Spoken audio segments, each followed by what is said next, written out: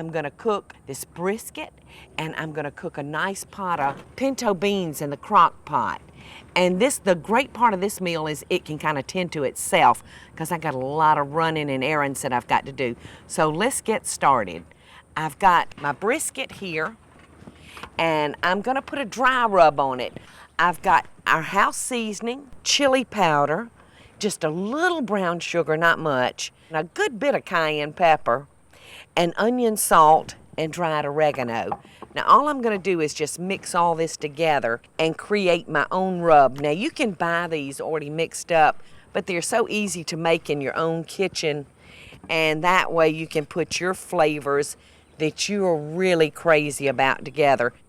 Ooh, it smells good. I love the chili powder smell.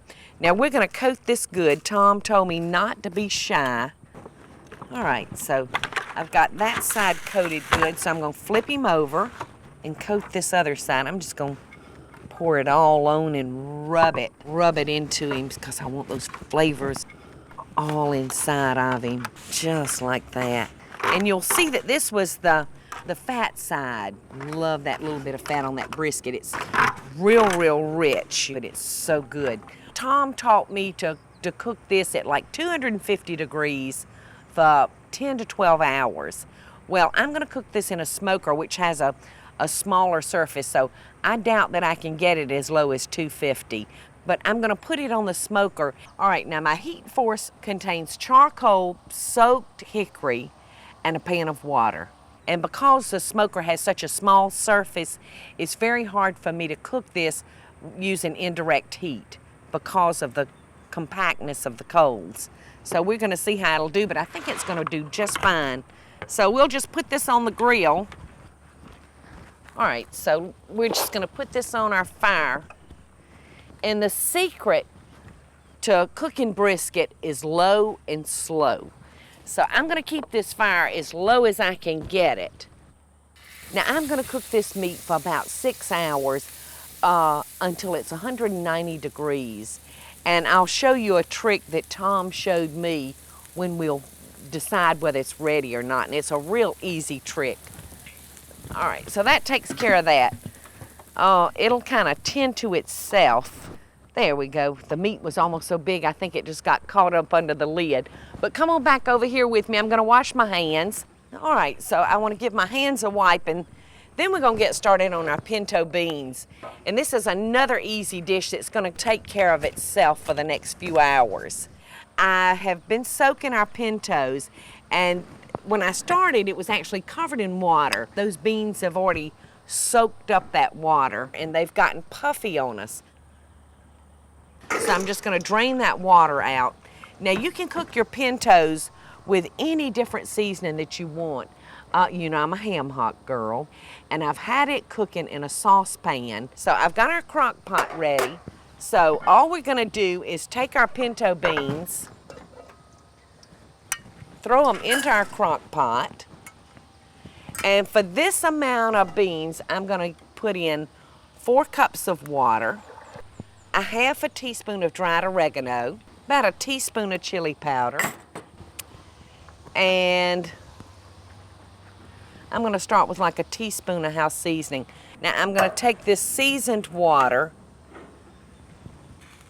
and add it to the crock pot. So you might wanna hold back. You saw me put 4 cups of water in it.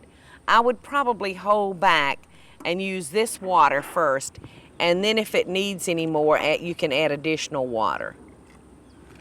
But I'm just gonna let those cook away. I think the only thing this pot needs now is an onion, and I'm gonna just peddle this onion and throw it over in there, or you could just throw your onion in there whole. It really doesn't matter. The main thing is onions and pinto beans go together, so just make sure that you have your onion in your pot. All right, so we've got our onion in there, so that pot's ready. So like I said, I'm gonna be real optimistic. I'm bringing my platter with me, hoping it's gonna be ready. Oh, it looks like a beauty, doesn't it? Now, Tom told me when I think my brisket's ready to run my knife up under it. You can see it wanting to bend on me in the middle. And he said when it wants to bend like that it should be nice and done. So I'm gonna try to, I may have to get the tongs for this. So here we go.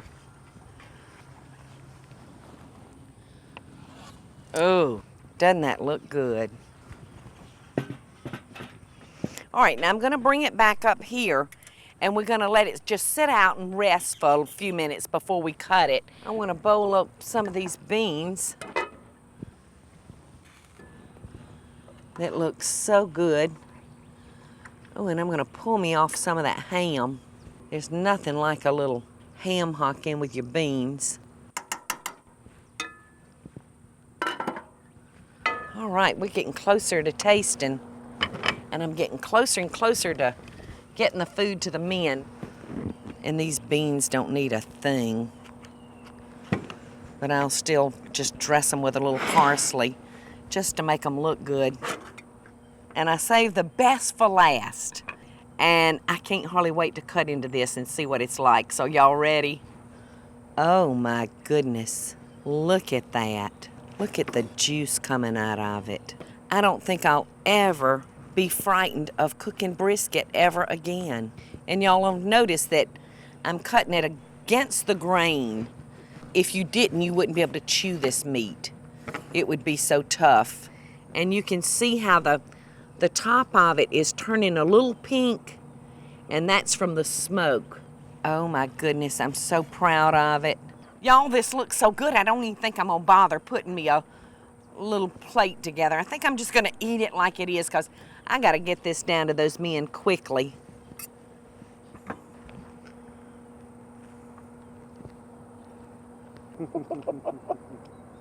Out of this world. Y'all gotta go to the store, get you a brisket and cook it. You're gonna love it. And the dry rub, it has just enough heat in it from the red pepper that it's got a nice little bite to it. It's wonderful. Now these beans, these pinto beans are so good. Now if you don't have a crock pot, you can cook them on top of the stove. Either way, they're wonderful. And